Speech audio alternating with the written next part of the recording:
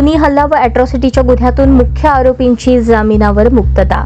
यात हकीकत अशी, 9 फेब्रुवारी 2025 रोजी येथील फिर्यादी आकाश भोलेनाथ तळभंडारे राहणार धाकटा राजवाडा कौंताम चौक सोलापूर हे घरकुल परिसरातील पिंकी बार येथे मित्रांसमवेत जेवण करण्यासाठी गेले होते। त्यानंतर रात्री 10:30च्या सुमारास जेवण करून मित्रांसोबत घरी जात असताना वेडी घरकुल येथील राजेश पायलट चौक येथे पान खाण्यासाठी प्रतीक पान शॉप येथे गेले असताना आरोपींनी मिळून मागील भांडणाचा राग मनात धरून फिर्यादी जबरदस्तीने गाडीवर बसवून एच ग्रुप जुना वेडी घरकुल परिसरात घेऊन गेले आणि तिथे नेऊन फिर्यादीवर खुनी हल्ला करून मारहाण केली। अशा आशयाची फिर्यादीने 10 फेब्रुवारी 2025 रोजी MIDC पोलीस स्टेशन येथे दाखल केली होती। त्यानंतर पोलिसांनी सदर गुन्ह्यातील आरोपी नामे ईश्वर उर्फ रॉनी चौगुले, गणेश भोसले यांना अटक केली।